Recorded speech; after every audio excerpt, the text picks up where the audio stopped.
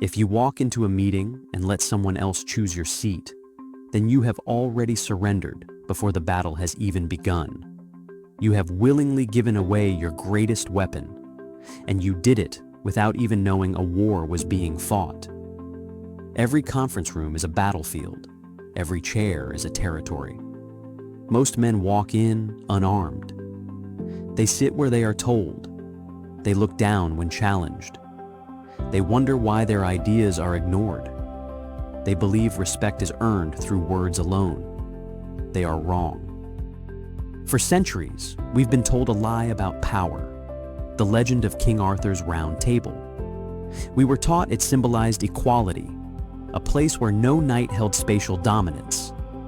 But this story hides a brutal truth about human nature. The myth of equality is a sedative for the weak. The reality is that our brains are wired for hierarchy. Modern proxemics research confirms this ancient instinct. Studies show that in rectangular meetings, simply occupying a corner position adjacent to the head yields 74% more influence. The round table was an anomaly. The rectangular table is the arena where kings are made. You feel this instinctively. The slight hesitation before you speak. The unconscious urge to avert your gaze when the senior person in the room looks at you. This is not a failure of your character. It is not a lack of willpower. It is a biological inheritance. Your primate brain is screaming at you to submit. For millions of years, primates have deferred to the alpha through spatial control and gaze aversion. The one in the center of the room, the one who holds eye contact, is the leader. We replicate this ancient dance in our glass and steel cages.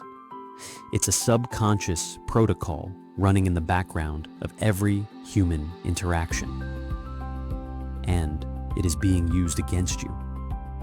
But this biological code can be hacked. You can rewrite the script. You can become the architect of your own authority. It requires no loud words, no aggressive confrontation. It requires only quiet, deliberate action. There are 3 tactical shifts that will fundamentally alter how you are perceived in every room you enter.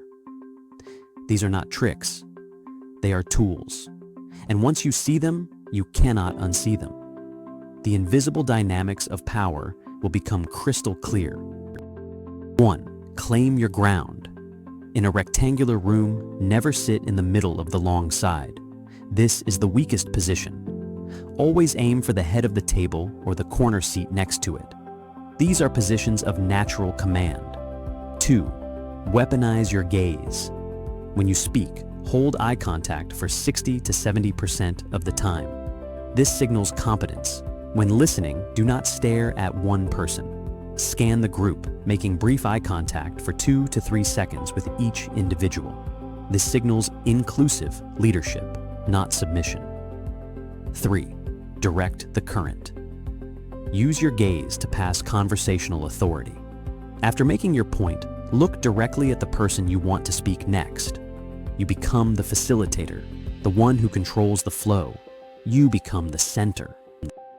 This is the final revelation. The seat and the gaze are merely the keys that unlock the door. They grant you initial, subconscious deference. But what keeps you in power is your substance. Remember the round table. Its equality fractured not because of its shape, but because of a failure of personal authority. Lancelot's betrayal split the knights into factions. The symbol was powerless against a collapse of character. This is echoed in modern psychology. One study found that 82% of the perceived authority gained from a power seat vanishes the moment the occupant is effectively challenged and fails to respond with competence. So do not mistake the tool for the entire craft. The chair gets you their attention. The gaze holds it.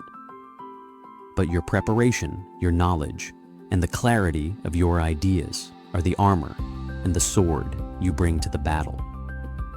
The mistake exhausted men make is believing their hard work alone should be enough. They prepare the sword, but forget the armor. They know their subject, but surrender the battlefield before they even speak.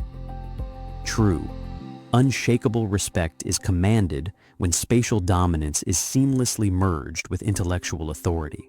You must claim the physical space to create the mental space for your ideas to land with impact.